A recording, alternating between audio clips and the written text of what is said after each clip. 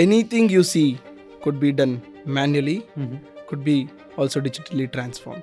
A product manager should know when to be very strongly opinionated and also when to little back off. So how can one identify if they are the right fit for a product management role, or so that they just don't go after it just because it is in trend, or just because Right. it is the most demanding job in the industry?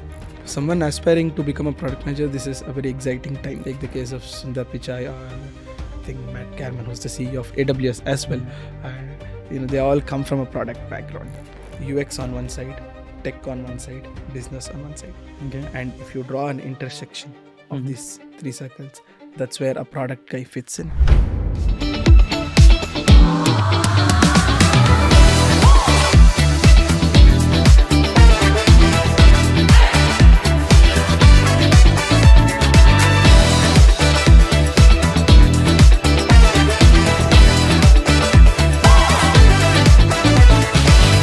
Product management is one of the most exciting and rewarding career paths today. From building innovative products to solving real world life problems, product managers are the heart of every tech-driven company. But what does it take to break into this field? How do you transition into product management, and what are some skills that sets you apart? To answer all these questions, we have with us today Rajeev Ramgopal, a seasoned product leader with 12 plus years of experience. He is currently a senior product lead at Mercedes-Benz R&D and is also an alumnus of Gurgaon. Rajeev has built a strong career in product, navigating different industries and challenges along the way. In this episode, we'll try to understand how he got into product management and his insights on how a day of a product manager looks like, and what are some skills that one can develop early on to become a product manager. Whether you are an MBA student or a working professional, this video will serve as a complete guide for you to become a product manager. So let's get started. Rajeev, welcome to the podcast. Thank you.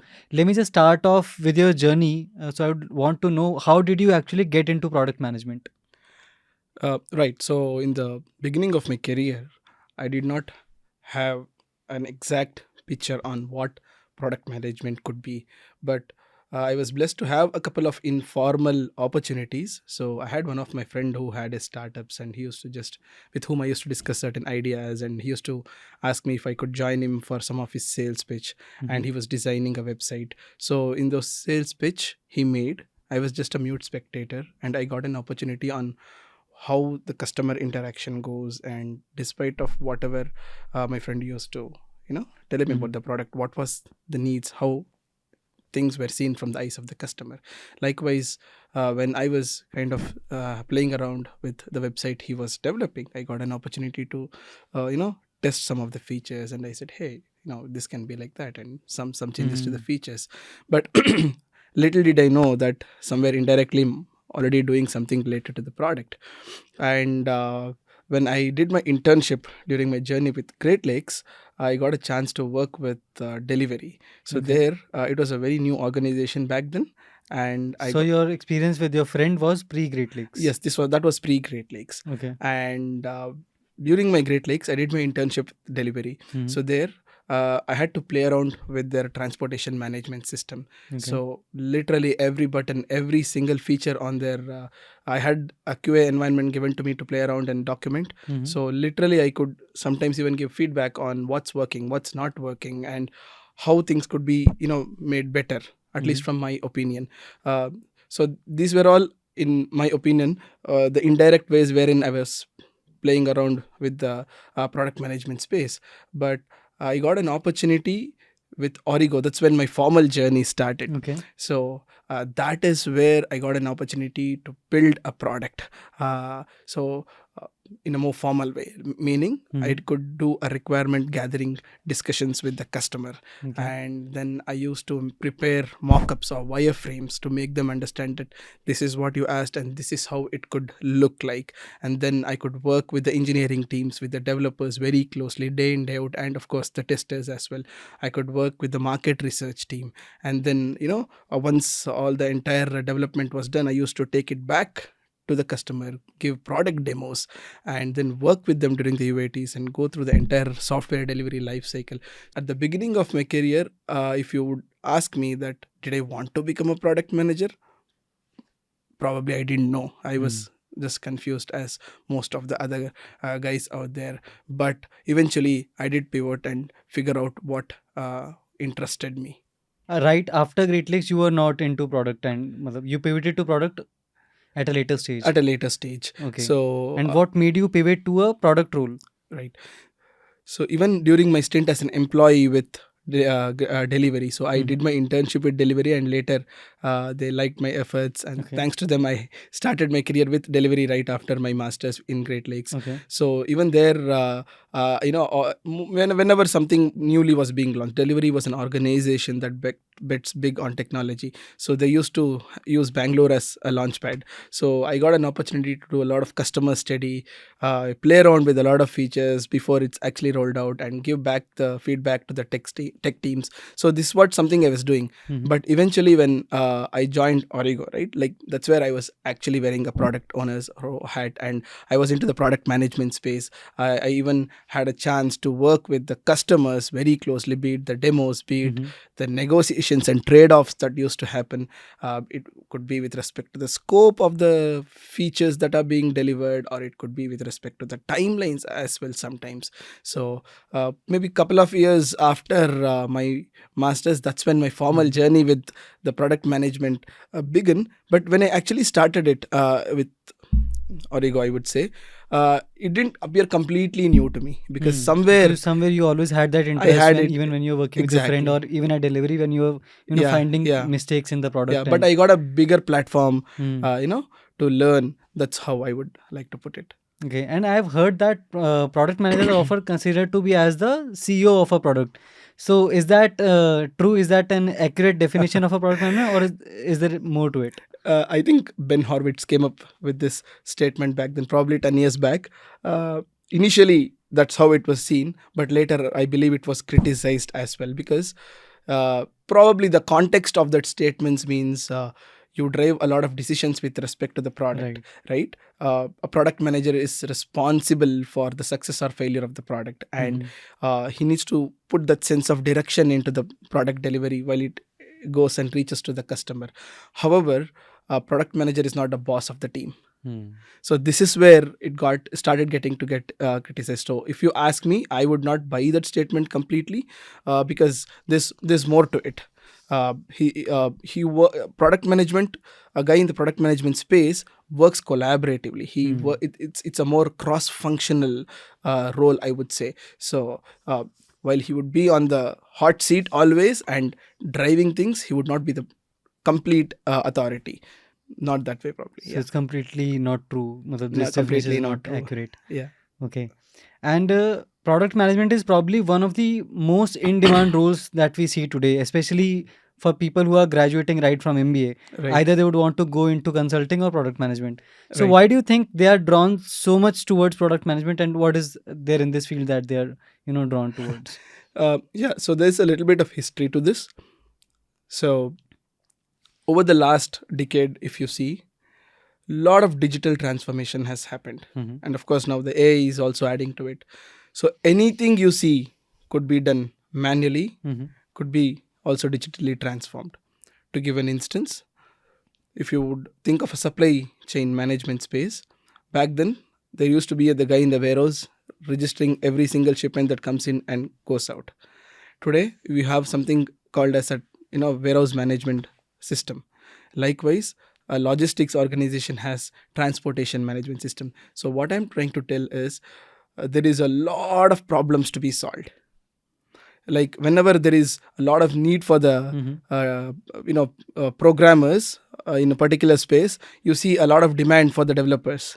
So likewise, whenever there's a lot of problems to be solved, every time you're trying to bring a digital transformation to something, you need a product management guy there, because you need someone to work with the product mindset, who actually tries to come up with a roadmap, who has a clear understanding on the vision and mission of what he's trying to achieve. Like, what is a technical solution for a problem can be? Exactly. So technical solution meaning, the way I would like to put it is, a product manager should know when to be very strongly opinionated and also when to little back off. Okay. The context I'm trying to Would come you up like with. to cite this with an example? Yes. So when you're trying to give a requirement to the development team, you need to be very clearly, you need to have a clear stand on what is the requirement, but how it needs to be solved, you have the technical experts there. They're the better ones. They would be knowing how to implement it. Right. But what they need to implement, that is somewhere you need to take a stand. But you should once again not get too much interfering into How to do it. how to do it. Okay. That is on the tech teams part. That is on the tech team's part. Okay. Okay.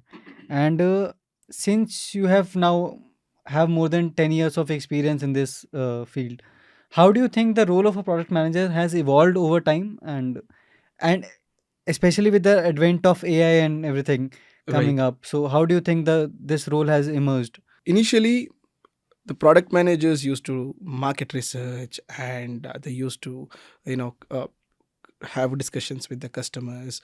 Lot of decisions making were completely done by the uh, product manager with respect to the product, and that's where probably the C of the product also originated. Hmm. But now, if you see, that I feel is more restricted to the smaller organizations. So probably they might not have all the resources. So probably the product guy would be doing the research, the product guy would be doing the customer discussion with the smaller set of the Right. customers that has. Then he would also be working with the few developers or the testers that are there, and then probably demonstrating to the customer. But if you would look over the last decade, the organizations also would have evolved. It would have become bigger, from probably from smaller to the medium or the larger organizations. So that's where the focus also would get deeper from the organizations. So probably once they feel that they are more mature than what they were, they would want the product managers to be focused on probably specific set of features, or maybe just one feature. Okay. Right. So for instance, if you look at, say, let's take a very common example like Microsoft. I don't think their one product manager would be working on multiple tools. Probably they Right. would be working on one sub feature of one bigger feature of Right. one product of Right. Microsoft. But don't you think that now that they are not involved in market research and not, having discussions with the customer, does that not hamper their ability to understand better what the actual problem might be? And Not necessarily, because what happens is when these organizations evolved, the roles also evolved. And what happened with this is you have a separate team doing the market research. You have separate team doing the pre-sales who sit and write the RFPs. And you have this product management team who probably interacts with every other team. So they still get inputs from all these teams. For instance, the job of a product manager, one of the critical thing a product manager does is to prioritize the features. Like while he gets some requirements from the customers or from their feedback, another pulse that he can sense is from the market, which means whatever is the output of the market research team would serve as an input to the product manager. So while he might not himself be doing all the market research, but he would still be closely associated with all the teams. So that's why this I sometime back mentioned that it's a hot seat, because a product manager probably interacts with multiple teams. And yeah, the perks of it is he gets a lot of visibility, but at the same time there's a lot of pressure also in this particular role, because he's probably answerable to multiple stakeholders, including the customer. Right. So what are the one innate qualities that one already has and can, help him or her identify that I am the right fit for a product management role? And secondly, some two skills or maybe hard skills that one thinks that this is something I am inclined towards, or these are the skills I would really want to learn. And what would they be? Yeah, it's really difficult to answer in two skills, because you need quite a few skills for the Okay, product sure. management. We can maybe So code one more. thing is communication. Second thing is that thrive for getting a clarity, which These are means the innate qualities innate that one qualities, can like, identify. and you should be good in handling pressure. Of course, it comes with time, but if I want to run away from the pressure, from probably product management is not my cup of tea. And then you need to have an appreciation and a love for technology Okay. and business, and you need to build that customer centric approach, because ultimately the product is successful when someone buys it. And when someone what are buys some hard skills that one should have? when it Or if not have, they might be inclined towards. What are some core hard skills that you think a product manager should have? the product manager or someone who aspires it should have some basic understanding of programming. Like, he needs to at least have an idea. He need not code, but he should be able to understand for what some coding is for what which language is probably used. Then he needs to have a basic understanding of SQL, like how to query the database, because when someone is not there, he should be able to at least fetch the data. Likewise, he should be able to prepare the mockups. He should be able to interpret the user journeys. So this is something you can learn it from the internet, or even have some courses. So understanding the user journey takes you closer to the customer centric mindset. An aspiring candidate for product management also needs to bring good storytelling skills and also good written skills, because you're going to write or document the requirement, and finally it's going to be signed from the customer. So before this, you would have had a requirement gathering session, or sometimes it's also called a discovery workshop. So when you would have discussed something and finally you convert it into a document with mockups, then customer should get a feeling that what you discussed is what you're seeing on the document.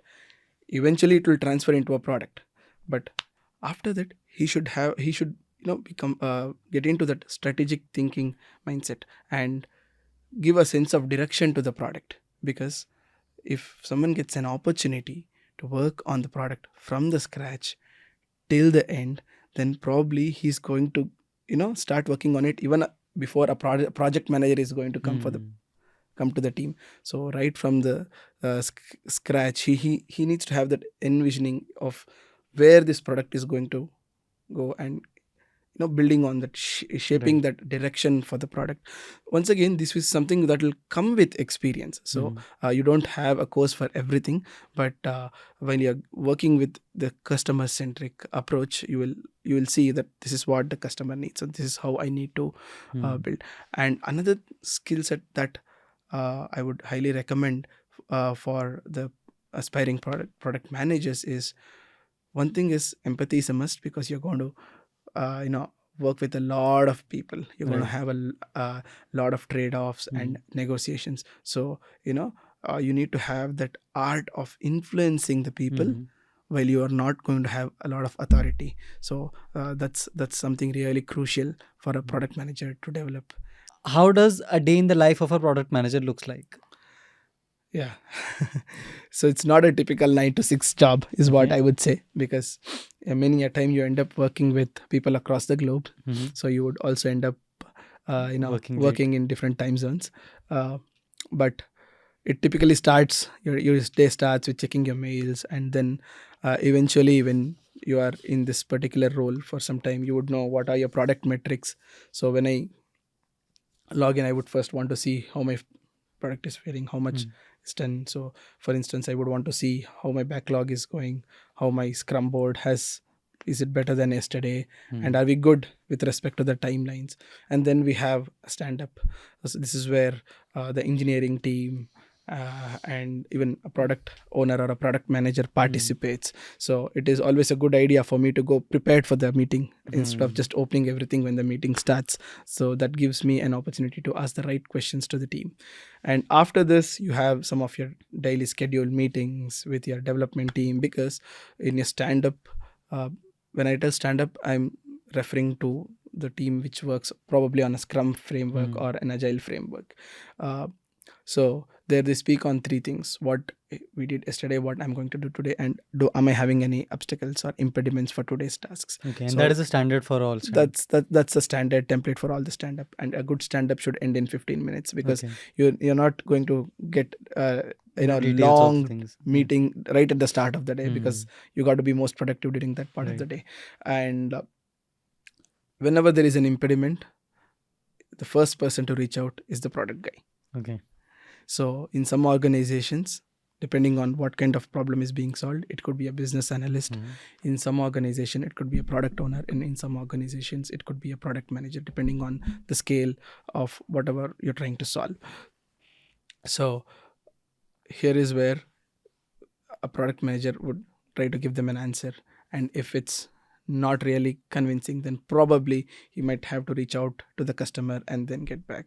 So probably by the first half of the day, by all means, you would have at least the set of things you would want to go back and do your set of research, Hmm. or do your have your conversations with the customer.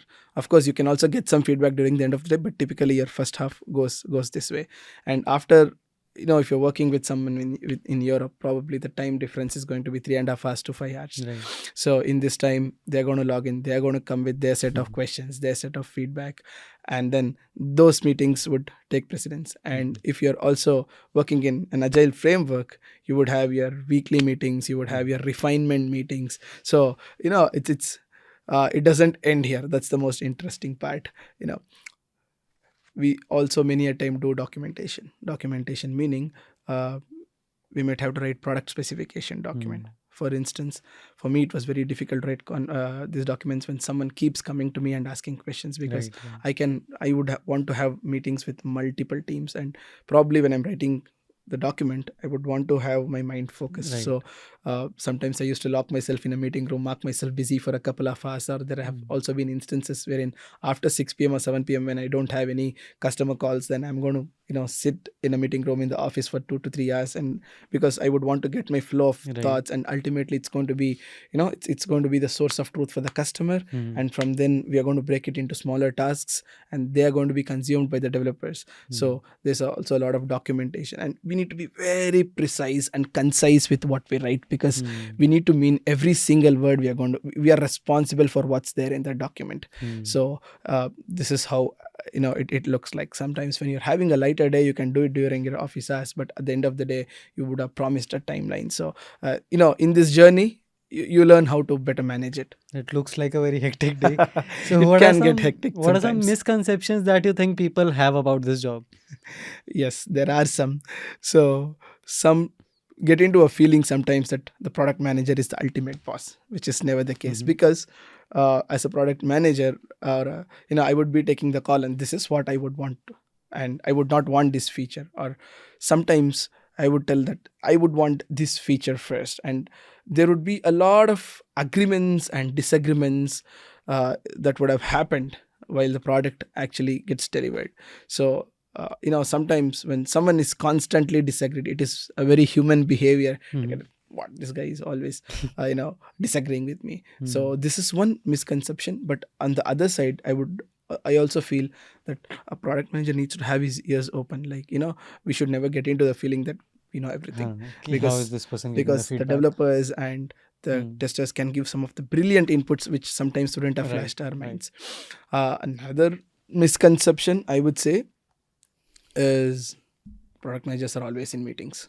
I mean, that's a job. Hmm. We work with different. It's a very cross-functional, job. So that's And it is all about understanding the requirements of different entities, it's not different just teams. yes. So you have to have Right, and there's a constant prioritization that you would be doing.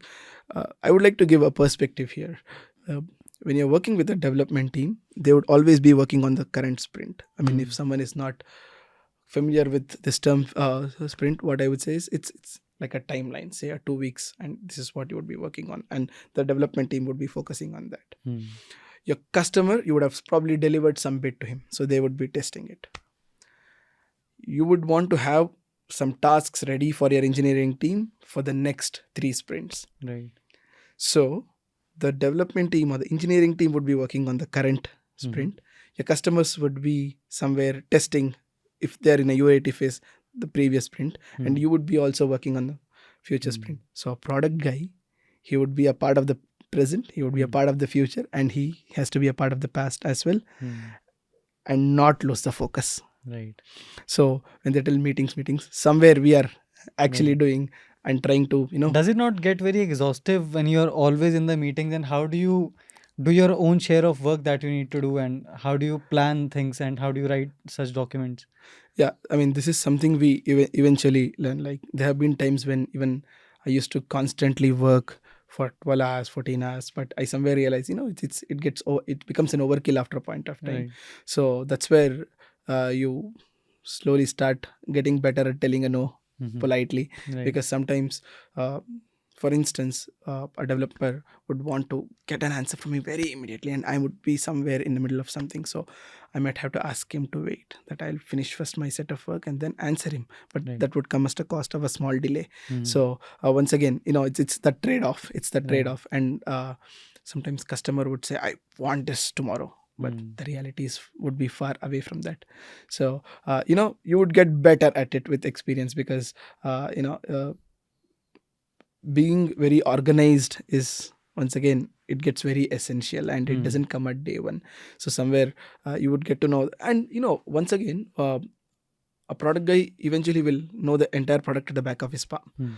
So what would have taken 4 hours when in your initial days of your Mm. job would probably take an hour or Oh, is two. it? Yeah, because you get better, like you would not have to think as much. Right. And for instance, in the initial days, when someone used to come and ask a query, I was very doubtful on myself whether I'm giving the correct Right, answer. So I right. used to check in a lot of documents. I used to go back to the customer, and I used to go back to some other teams and then give them. So the turnaround time used to be very long, sometimes more than a day or two. Right. But when I get better, more knowledgeable with my product, then probably I might have instant answers in many cases. My product would also tend to change at times, no? Right, Then? right. So when I was mentioning, the product guy has an opportunity to be a part of the past, present, and future. Mhm. While this can be very tiring, this is also an advantage he has, because sometimes someone can come up using, you asked me to do this, but why? Mm. But then I have an answer, Then you because can I know quote an what's coming example from the next. past.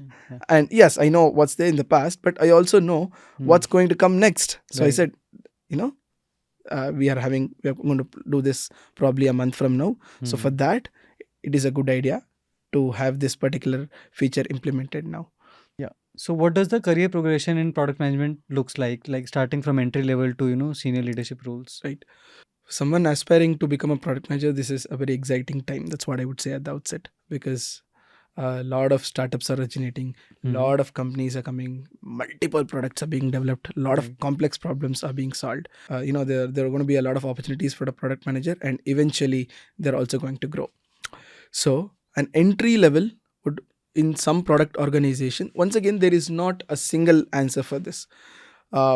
In some organization, you can enter as an associate product manager, and in some small scale organizations, they might also as well hire you as a product manager. And if you have someone already doing the customer interaction, and if you want someone to drive the product development, then you might have an opportunity to be a product owner. In some organizations, it's a business analyst or an associate business analyst. So what I would recommend is, if someone would want to become a product manager, and they should not just keep waiting for that product manager on their appointment letter and offer letter. They should be open to these roles as well, because somewhere they're closely knitted, and they will eventually get exposure to at least most of the things a product manager does. And the beauty of the product manager role is, say after 2 years you figure out that probably this is not for me, you can eventually move to account management roles, or you can move to the sales roles, and it gets slightly easier if it's within the organization, because in that time you would have built a sense of credibility, and how you would probably know the business model of your organizations and what kind of customers you're doing it. And on the career progression, an associate product manager can become a product manager, then a senior product manager, in some organizations even a senior lead product guy, and eventually you can become a director of product manager, Or a CPO. or a VP or a CPO. So if you take the case of Sundar Pichai, or I think Matt Carman, who's the CEO of AWS as well, they all come from a product background. Right. So there's a lot. It's like this. We have a lot of opportunity to grow. It's how well we upskill ourselves, how well we evolve with the changing environment around us. So definitely it's a role with high visibility and high growth.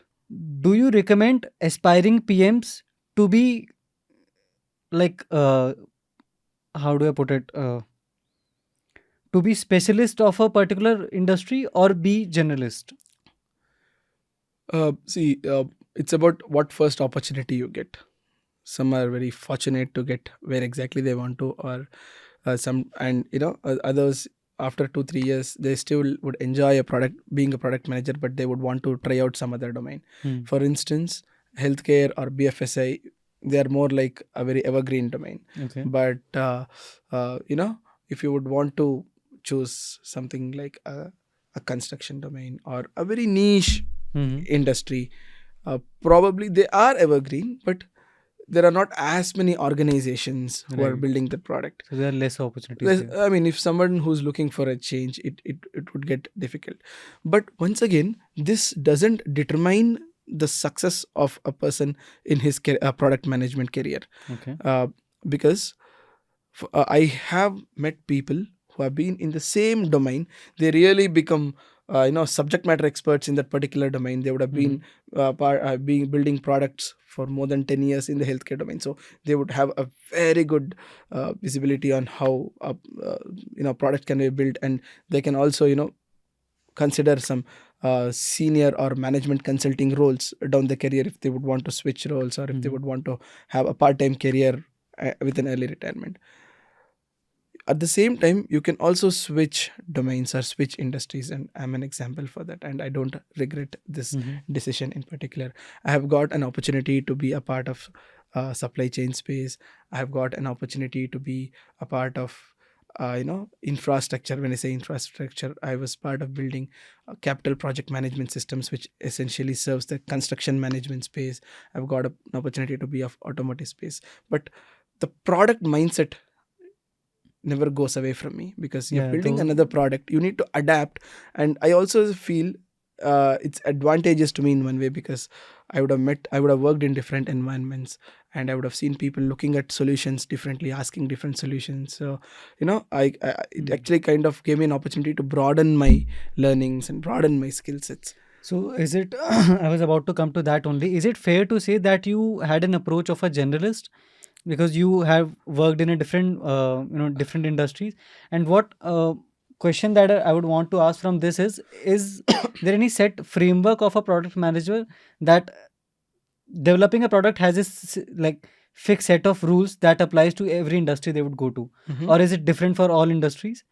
So there is not a one size fit all, but largely I would like to quote what Martin Erickson came up with, this very famous Venn diagram, which says, you can imagine a Venn diagram with 3 circles: UX on one side, tech on one side, business on one side. Okay. And if you draw an intersection of these 3 circles, that's where a product guy fits in.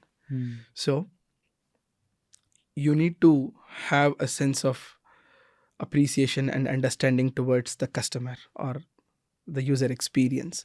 You need to have an appreciation and understanding towards the technology, and you need to also have a sense of understanding towards the business. So this is where a product. So I have worked in different industry, and at the end of the day, it all circulates to this particular fundamental concept. So do you think being a generalist would help more, or one should have the approach of being a specialist in one It particular is industry? very subjective. Okay. Probably I didn't plan for different industries. Okay. It happened that way for me.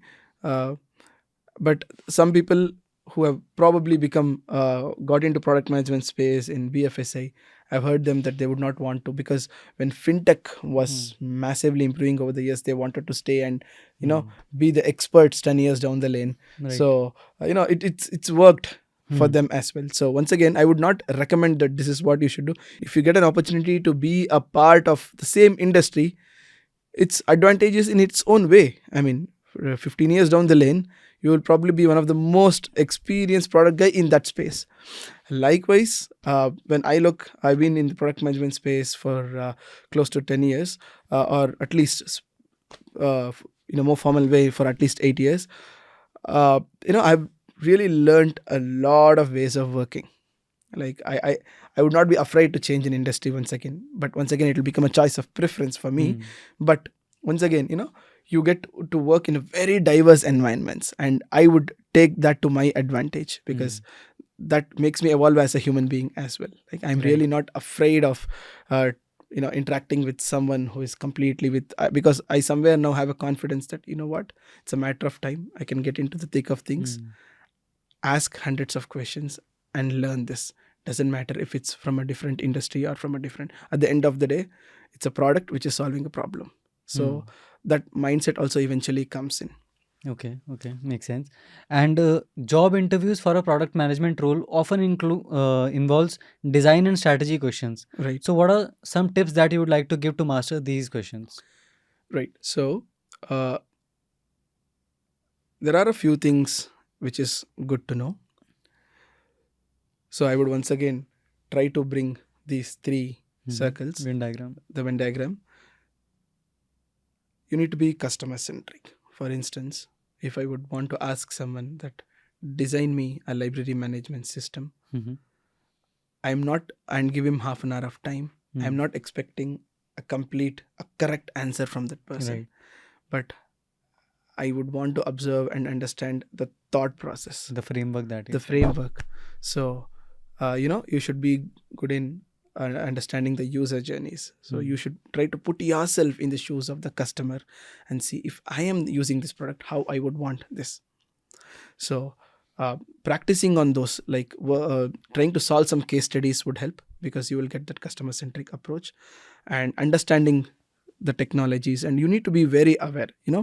I would always say this to my juniors: innocence can be excused, but ignorance cannot be excused. Right. So if you have to be really up to date, you need to know what are the technology trends that you don't need to sit and code, or you don't need to know the details of everything, but you should at least know what's the new thing and why that is being used. So that sense of curiosity should be there in you. So when you are with this curiosity, when you are trying to prepare for an interview, you'll at least try to know that, okay, this is the organization for which I'm going to attend the interview. This is what they're going to develop, and this is the kind of technology they're using. So you will try to get this. So for any such question, the first step is to put yourself in the shoes of the consumer. Correct. And understand from their point of view what would the solution I would want. Right. So you should try to solve as much as at least try to practice to solve these problems. Like you can find a lot of them in the internet. Like if you want to build a library management system, or you want to build a CRM system, or you want to build a site like a Flipkart or Amazon, like what would be your vision? How would you want to do it? What would your first screen be? What would your the next navigating screen be? Okay, you're going to come up with a login page. How secure you would want it to be? Like one thought gives rise to the other thought and other thought, and it goes on. Another thing I would it's like, isn't it like solving a guesstimate?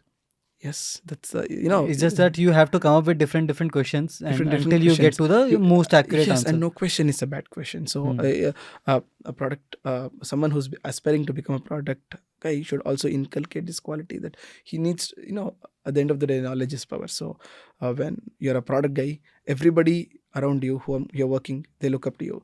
The business guys or the management or the leadership thinks that you are the product guy, you know well about the product. The customer would perceive you as the guy, you're someone who understands their needs really well.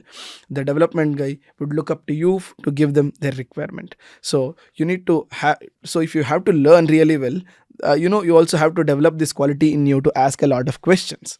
So that's one thing.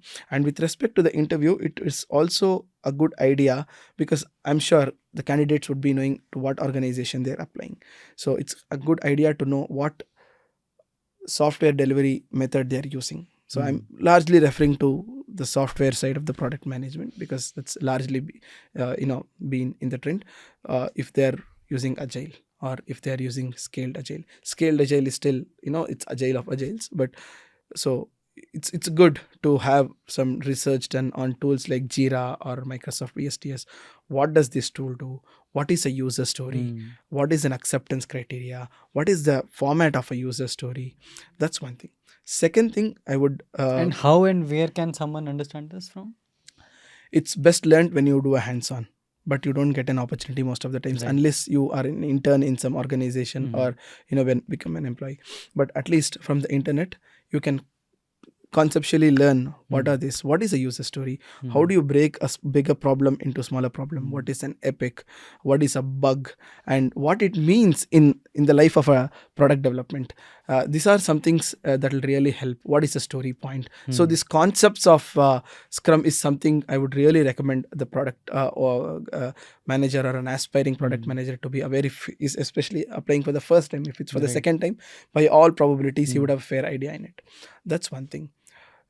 And if that's one thing. Second thing is they should have they should learn how to use these tools like Mock Plus or Paint, or at least some tools which help in building these wireframes or mockups, because at the end of the day they're going to design and show up, this is how your form looks like or a product looks like.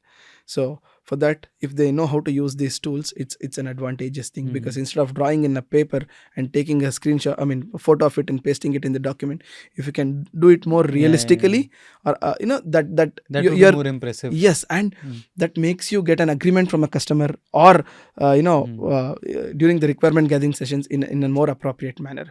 That's one thing. And also try to understand what is a functional specification document or a product specification document. That's one thing. And try to do a role play if possible before the interview. Like, many product manager interviews, you would have behavioral questions. So they would expect you to be a good negotiator, because you're going to, when you work in between these three circles, right? The customer, the developer, development, or the engineering team, and the business. Probably every moment you are having a conflict with one or more people. So you cannot really break bridges with anyone, but also you're responsible for the success of the product. So you're all, as an interviewer, I'm going to put him in a tough situation and tell him that this is the situation, what you would do. Once again, there is no one size fits all answer, or there is never a right answer, but I would want to understand how that person is going to think in this very pressurizing situation, or whether he's going to feel it, or he's just going to absorb it and not let it down to the, it's like this, you're going to handle pressure, but you're not going to just pass it on and make a stressful environment to the people around you. So preparing for behavioral questions it's really a good thing to do, because you're going to do a lot of conflict management. So that's something you need to prepare on. You can find them on internet, like what are the different conflicts that could occur, because I really do not want to go to the too much of depth of it, but these trade-offs and how do you achieve something in timeline, or how do you sometimes tell a no to the customer or no to the developers. So these are some of the things would come in an interview. Okay. And Rajeev, lastly, if you were to give an advice to people who are dreaming to become a product manager, what would it be? You need to have that customer centric thing, that somebody at the end of the day is going to buy your product by paying money, so they would want to. And I think this approach applies to each and every function that you're working. It's not just about product managers, because whatever you're working for, if you're working in an organization, you have to be customer centric to think from that point of view, that what is the solution that I can bring, and that what my customer might be looking for. But you're the face of the organization with respect to the product. So when I am going and representing myself from an organization to my customer, I am the face of the organization to them. So I'm a brand ambassador of the organization. So you need to take a lot of pride in it, and inculcate that customer centric thing. Second thing, I would not tell this as advice, but embrace ambiguity and thrive for sense of clarity, because people around you are, there's going to be a lot of chaos around you, but they're going to expect a lot of clarity from you, because you would, I would sometimes, it might be a very vague analogy, but I would sometimes compare a product manager to a director of the movie. You have the heroes, you have the supporting characters, you have the director of photography, but a director needs to know what exactly he needs from this particular shot. Like that, a product manager needs to know what feature needs to come, like what is the, how does the, he needs to have that clear vision on that outcome. In this journey, he's going to work with the engineering team. He's going to work, one more thing, in the day of the product manager is he's going to also probably, at least if not on a daily basis, on a weekly basis or bi-weekly, going to work with the leadership. They're going to ask, hey, what's happening with this customer? only if this is done on time, then we are Mm. going to get our money. So this is something, it's like the director of the movie. You're going to work with a lot of people. So for that, you're going to answer questions to a lot of people. You're going to be answerable to a lot of people. So thriving for clarity, you need to be very clear here. Mm. So for that, but at the same time, clarity doesn't just originate, it is achieved. So Right. you'll have to learn to deal with the chaos and ambiguity, and drive yourself to sense of clarity. So Right. that's one thing. And empathy is really important, because you're going to work with different kinds of people, different sets of teams who are having different goals, but at the end of the day, you still need to achieve your goal. So the process takes the precedence, so, and at the end of the day, you can't just break bridges with everyone around you. Everything will falter. Whatever hard work you have done might just become meaningless. So you need to be empathetic towards the people, but still not lose the focus. Right.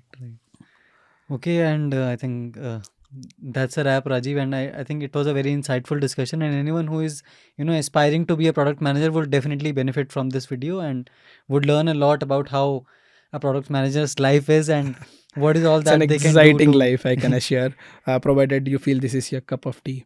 But yeah, once again, you can, if after few years, if you realize that this is not your job, that the beauty of this role is you can move to the project management, you can move to the program management, you can move to the account management, you can move to the consulting also, Right. you can move to some tech roles also. So if you have that background, so you the beauty of this role, the way Because you I've have seen been it is, working with all of these yes, entities you very eventually you closely. get an understanding of the other roles as well. So you can also grow vertically, you can Right. also grow horizontally. So if this has worked for you, good. If you want, you can always try with this role. Right. And if you join and somewhere you feel you are more interested in somewhere else, you're not going to lose. The learnings you get in this journey will definitely be helpful for the next journey you would want Right. to explore. Cool. Thank you so much, Rajiv, for your time today. Thank you. And Thank you. it was a very insightful discussion we had. Thank you, Thank you so Himanshu. much.